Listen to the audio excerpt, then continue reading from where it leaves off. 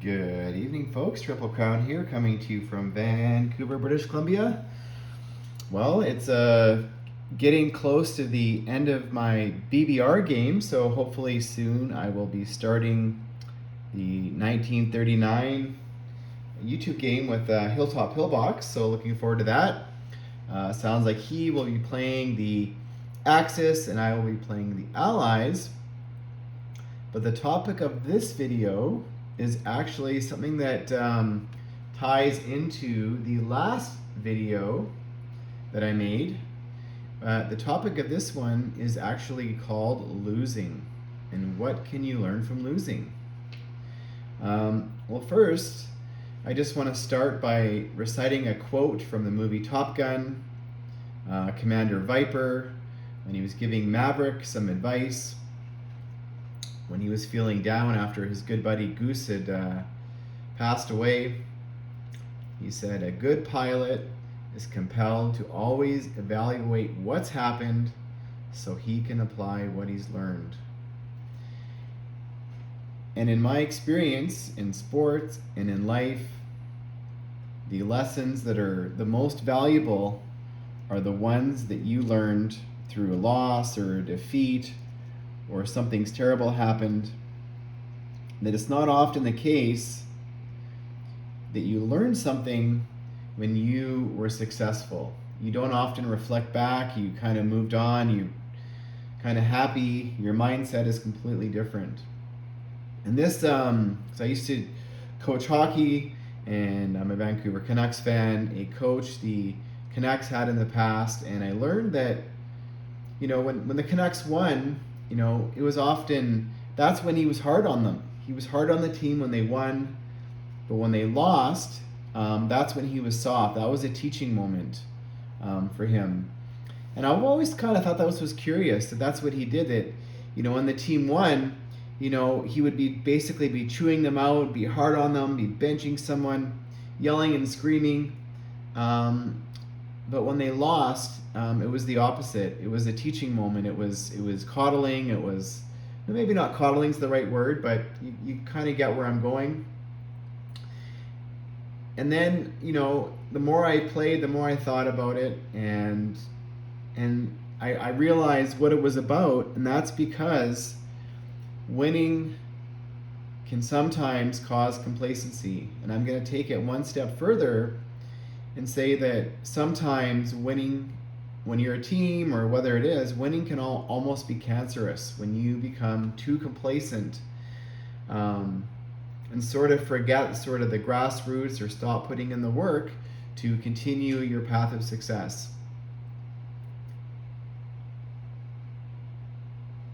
And it also, it's kind of interesting when you are the weaker team playing a better team, and this goes through Global War 1939 or any sport. When you're the weaker team and you play the same team over and over, and they're beating you, but I bet chances are over time you're starting to close the gap. You are getting better, and your opponent who's winning is getting better at a slower rate than you are, because you are closing the gap quicker than they are getting better. So what I mean by that is, say they beat you by a score of 10-1. Well, maybe a few games later, they're only beating you by 5-1 or 5-2 or 5-3. So you are starting to close the gap.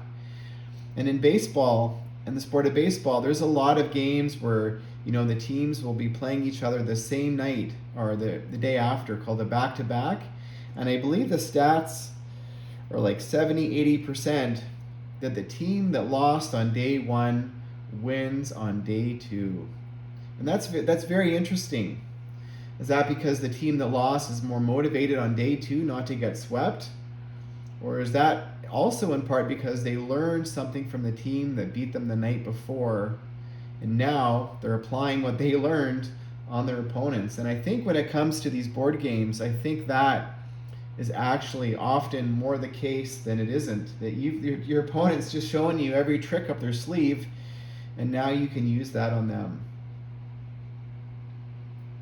So in some ways, and I see some guys when they lose, they get emotional, and and it's almost in some ways you need to be thanking your opponent. Thank you for showing me all your tricks. Thank you for teaching me any feedback or any advice they can give you. That's a teaching moment, and you should be grateful for that. So it's almost like you should be going into your games, wanting to play opponents that are gonna be better than you to show you these opportunities. And I can tell you that I've probably lost 80 to 90% of my games against the group or the guys that I play with Hilltop Pillbox and Gargantua and Detroit and Sired, and more recently VK and Hambone and Joe.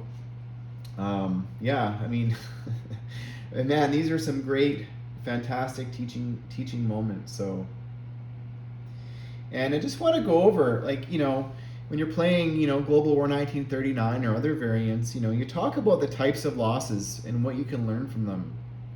Now, if you've played a game and you're like, I have no idea what happened, I didn't see the move coming, they came out of nowhere, they air blitzed me, all these transports came in, and I did not see it coming.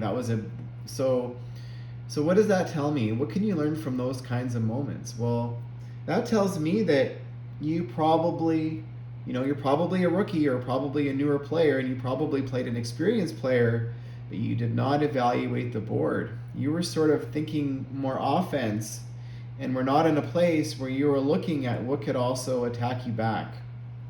And this is a very, very, probably the most common type of thing that happens, is you did not see that transport there, you did not see that aircraft there, you had no idea. So you either, when you're looking at the board, you didn't see it, or you did not look at it at all. And that's probably one of the more common ones in my experience that I see. I'm just going over, my notes here. Another one. Things started off really well. They started off so well. We had hot dice. We had the strategy. But after 3 or 4 turns, and often this is more the axis, the wheels kind of fell off the bus. Well, what happened? So was it the good dice that got you going without a strategy? Or was it that, you had this strategy and throwing all your pieces in one direction, but your opponents were able to kind of see what you were doing, and they kind of adapted on the fly and were able to sort of counter? Or maybe they saw you going in one direction and decided to hit you in another. So in that situation, I would say you had a plan, but you were not able to adapt.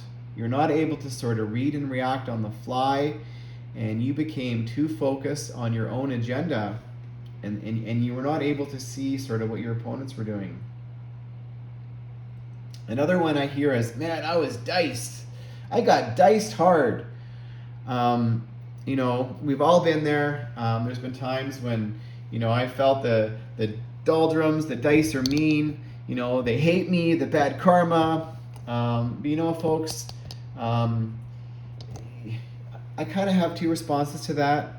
That if you are relying on a certain battle or the dice being in your favor, then sooner or later the odds are, whether it's 50% or 70% or 80%, if there's a chance that you're not going to win, well, maybe 1 out of 8 times you're not going to win, or 1 out of 5 times you're not going to win, but sooner or later it's going to catch up to you. So that tells me that you need to be going into more battles where the odds, or whether you're on the offense or defense, where the dice are in your favor, the numbers are in your favor more often than not. And you can't rely on one key battle to win or lose your game. I know sometimes that happens, that sometimes that is the case. But if you're a person who's complaining about bad dice all the time, and we all know these folks, chances are that's probably the situation. Now another one I hear was, from the start of the game, we were under the gun. We were under the gun every single turn until the game ended. It was no fun. We just got totally obliviated. And that, folks, is probably a situation where you were up against a superior opponent. Yes, but that tells me that you probably need to go back to the basics and work on the 7 steps of getting your turn. So you have a follow-up, you're looking at your non-coms, you're planning your attacks. And I often find, and I'm going to go off topic a little bit here, but a lot of people, when they're young, when you're young and you're dreaming about your future, maybe you're a basketball player, you're a football player, you're a hockey player, or you're an Axis and Allies or BBR player. You're not dreaming about, stopping somebody or some great defensive play, how you stop them from getting your capital on turn 8. No. You're thinking about throwing that Hail Mary touchdown, that Game 7 overtime winner, that 3-point shot on the buzzer. You are not thinking about that turnover that you caused or whatever that was, just sort of the unglorious part of the game. And so most people in sports or in Global War 1939, they are thinking offense. They're thinking offense all the time. They're wanting to take your capital. They're wanting to have that glory. And I can tell you that I've been on many teams where you have 15 wingers, out of a team of 15 players, and they all want to score a goal, but nobody wants to play defense. Most people in society, we just don't think that way. We have that sort of offensive mindset. And the offensive mindset is good, but it does not work if you're not defensively thinking. And what do I mean by that? Well, what is defensive thinking? Does that just mean, basically if you're Russia, every single turn, you're just, retreating back to Moscow, just stack up there, 100 units because it's impenetrable wall? That's not what I mean. What I mean by playing defense is putting each piece that you have on the board. So whether it's a territory you're capturing or a territory you're defending, that you are putting enough pieces there where it's not going to get wiped out in the next turn. And if it does, well, your opponent's going to be paying the price, and you are going to have a follow-up to take it back. And that's what I mean. And sometimes it means also having a counterattack, but a counterattack at the right moment to slow the opponents down one turn, and maybe now they don't have enough turns to reach Moscow, or now their allies or whatever cannot, also land their aircraft now, making that territory now basically unpenetrable for the remainder of the game. So just to think, folks, always be thinking more defensively minded. You can't just be attacking stuff just for the sake of attacking it because, it's a fighter or whatever. It looks cool. No. And you know what? In the regular season, folks, offensive teams generally do well. But we all know what happens when the playoffs happen is the teams that are committed to playing a strong, solid team defense, that's what wins the championship. It's both sides of the court. And so that's what I'm talking about. You have to have that commitment also sometimes to take a beating, to play some defense, and do the unglorious, parts of the game. Just looking over my notes here.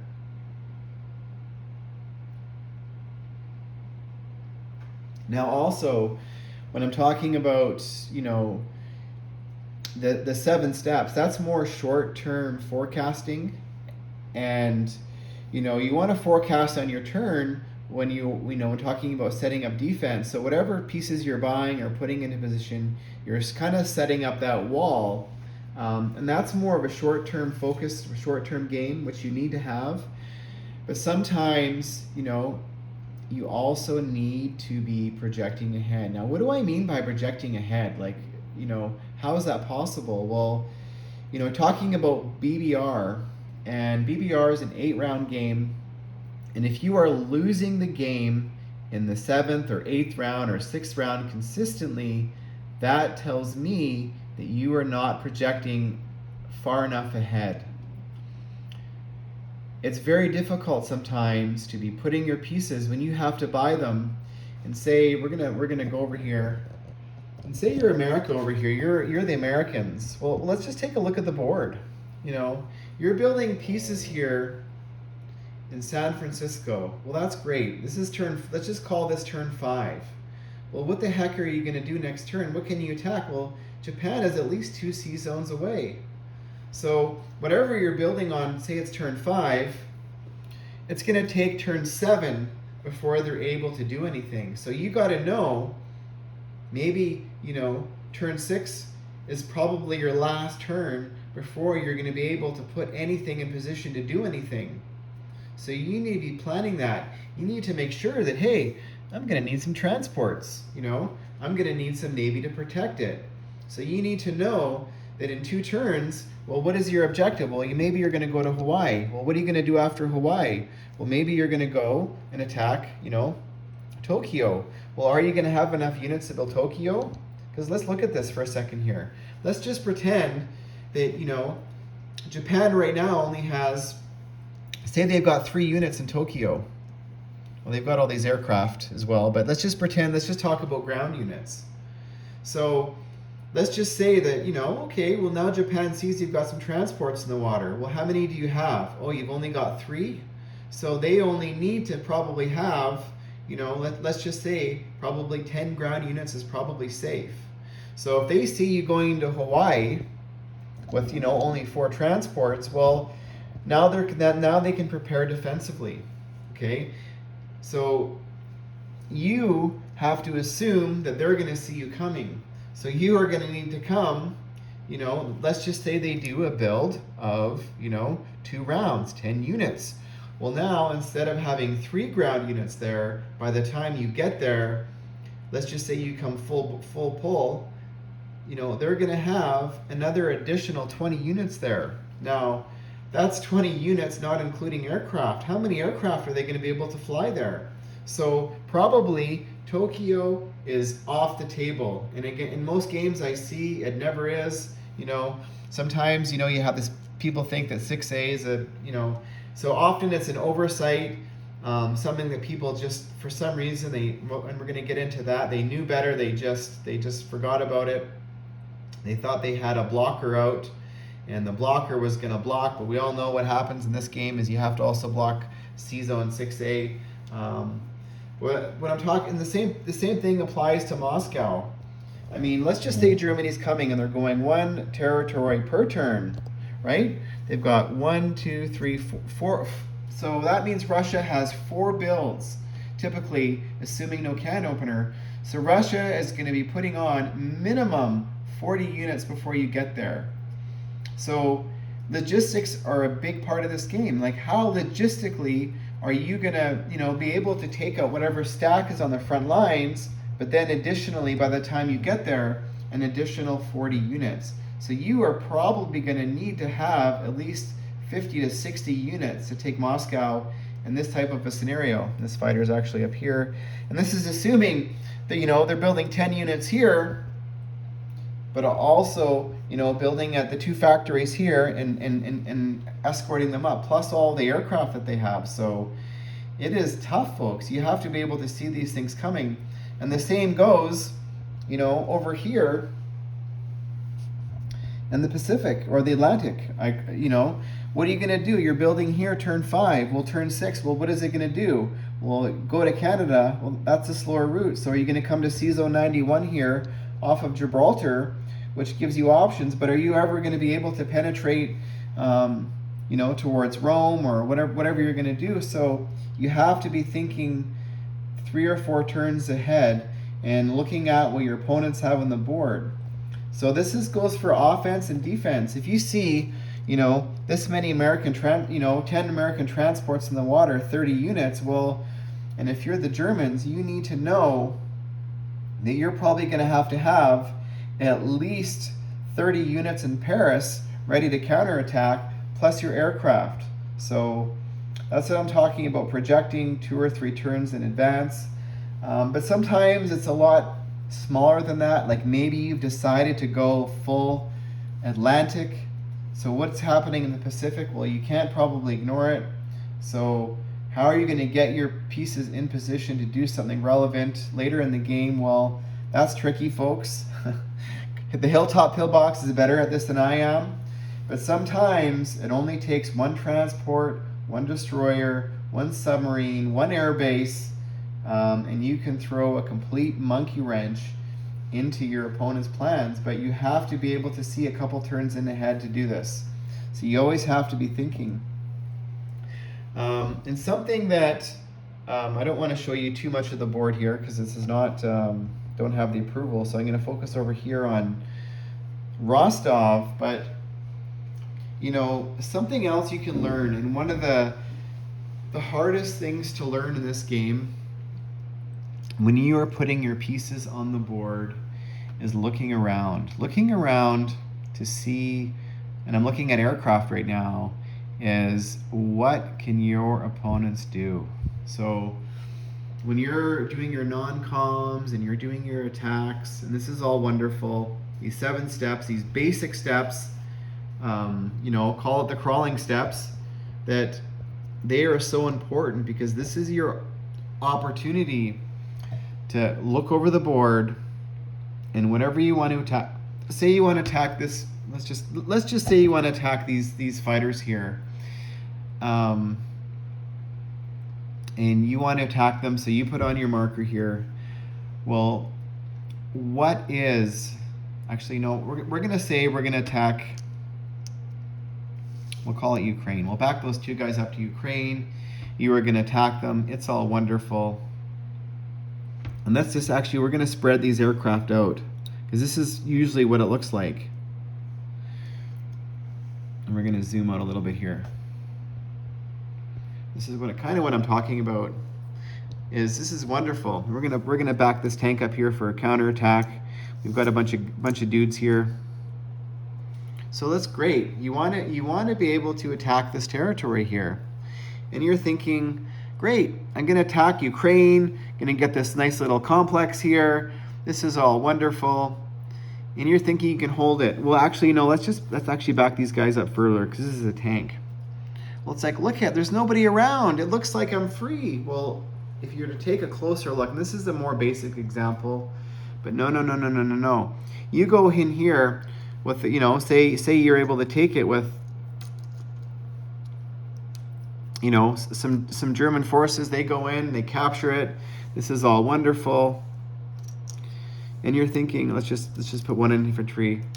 But you saw this one tank, right? That's all you saw. Well, it's now 1 versus 1, or maybe you got 2 units there. So I like my odds. Because it's 1 versus 2. Well, no. Let's imagine that all of these aircraft are Russian. Well, now, and let's also actually pretend you've got a parabomber way up here hiding. He's way up here. You didn't see it. You didn't look around.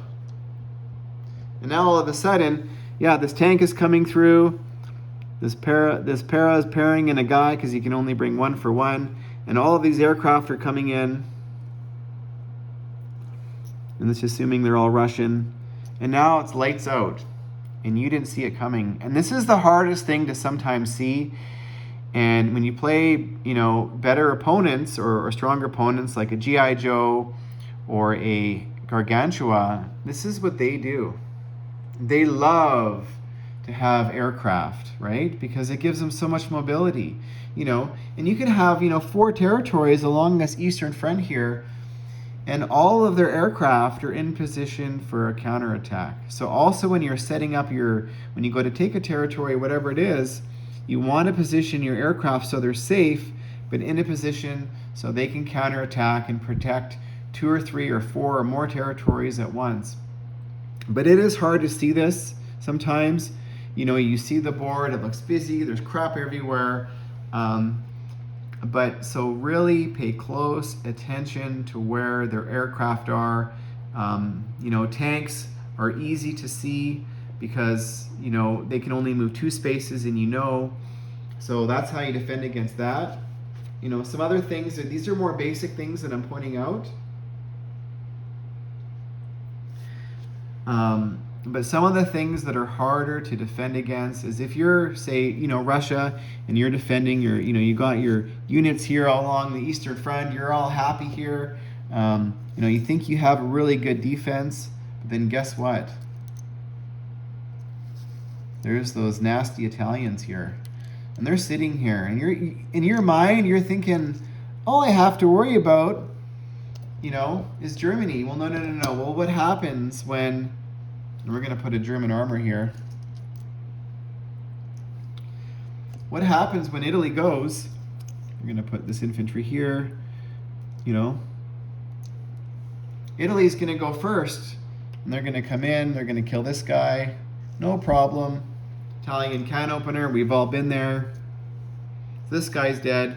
Now let's just say it's more than one. This tank comes through, or a whole bunch of tanks, and you had some aircraft there. Now the aircraft are dead, or maybe nobody's there. Maybe you left your capital open, or something more of value. And this is very hard to defend against. And whenever you're defending against a can opener, what I would do, let's just say, let's keep it simple. So let's just say all the forces that Italy has are 2. Well, I'm thinking that's kind of scary because they're gonna be able to blitz through. Do you put 1 unit there, or do you put 2? Well, I don't feel safe with 1. I don't feel safe with 2. And then so let's just say, you know, you got mano on mano. Well, what does Italy have way back over here? Well, they probably have a couple aircraft. They probably have, you know, maybe they've got a tank, you know, back here that can also help them blitz through. Are they going to have any para? So you have to be able to evaluate this. So you say, well, now all of a sudden Italy can actually reach here with not just 2 units. They can actually reach here with they can para in another 2. They can bring a fighter. So if you want to actually stop the can opener, because now you've got, instead of having 2 units coming in, all of a sudden you've got, let's just count here, 6 units coming in. Well, you better have 7 units there if you want to hold that territory, or 8. Otherwise, you know what? Maybe you're better to just back up here and make Italy come through. But stopping the can opener is one of the hardest things to do, in my opinion, as the Russia. So that's just something that takes practice, something that you're going to have to work towards. But also, you know, sometimes when you are Germany and are Russia, it's very easy when you start getting further away from your factories over here in Berlin, that, you know, how do you keep the can opener? How do you keep all these guys going? You know, your infantry can only move 2, so, or your fast unit's going to get too far ahead. So these are all things that are logistics. And some of the things that are sometimes harder to spot is, let's just say, for example, this is Russia defending, but you're not counting on,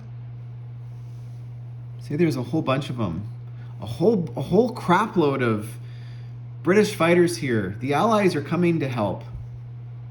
But you're not, you know, you're Germany, you're Italy, you're feeling good, you're feeling fine, right? You think you've got all your bases covered, and now it's Russia's turn. This is a Gargantua, you know.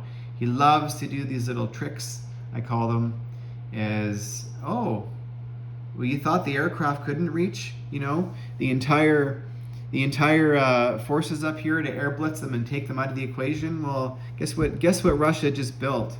Russia just built an air base. You did not see it coming, because when you did your evaluation, these units were too far away to have an impact, but now they're at an air base, and holy crap, they're within range.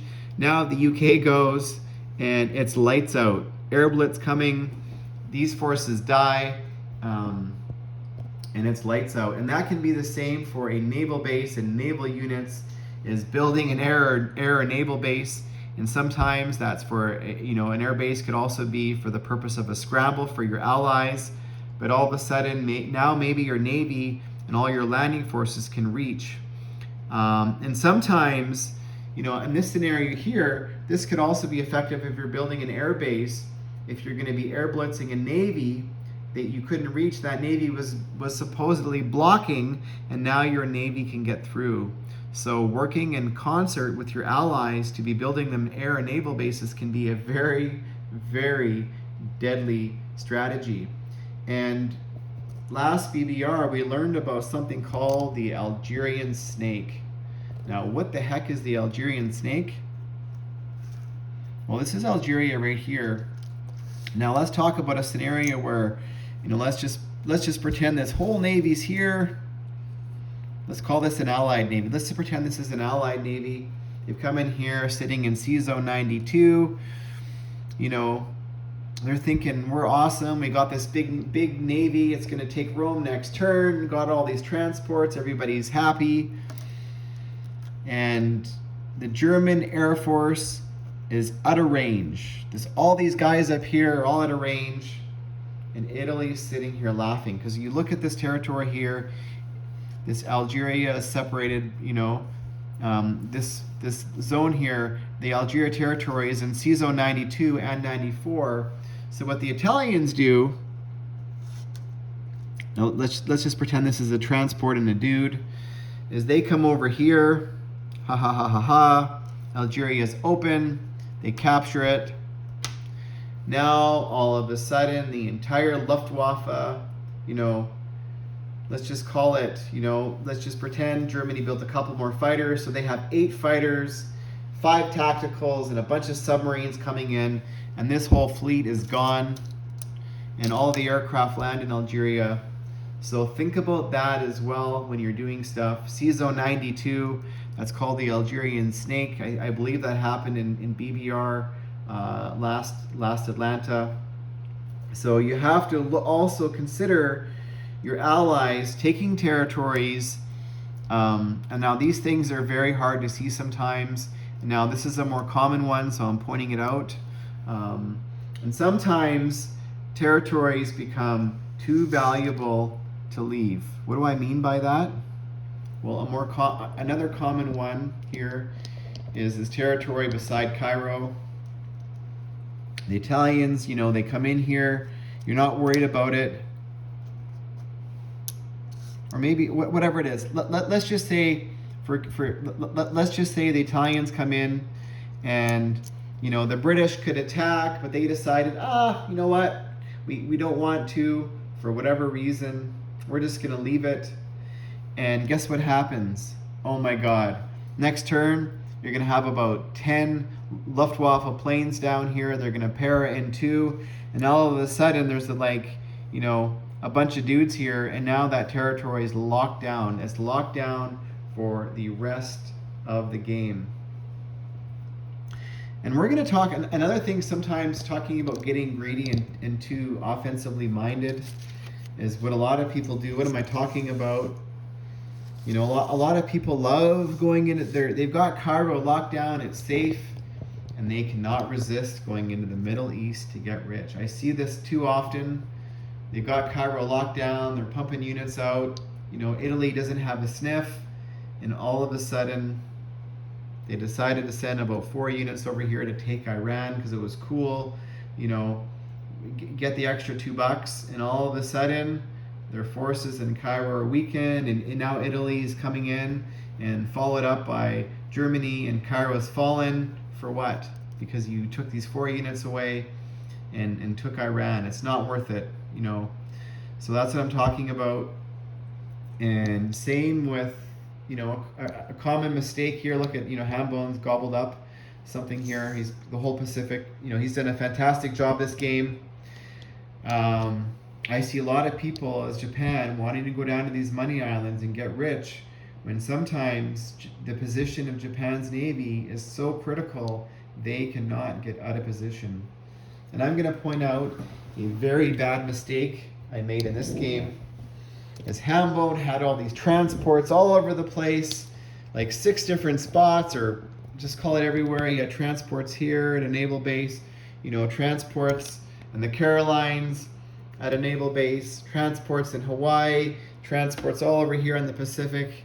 And I'm thinking here, we're doing awesome here. I decided to poke my nose out here, put a fighter out here and a couple of units, stop building here in Sydney. Didn't think it was a threat anymore. I'm thinking, they're going to go for Calcutta, or they're going to go do a landing somewhere else. They're just going to leave Sydney alone. I overlooked it.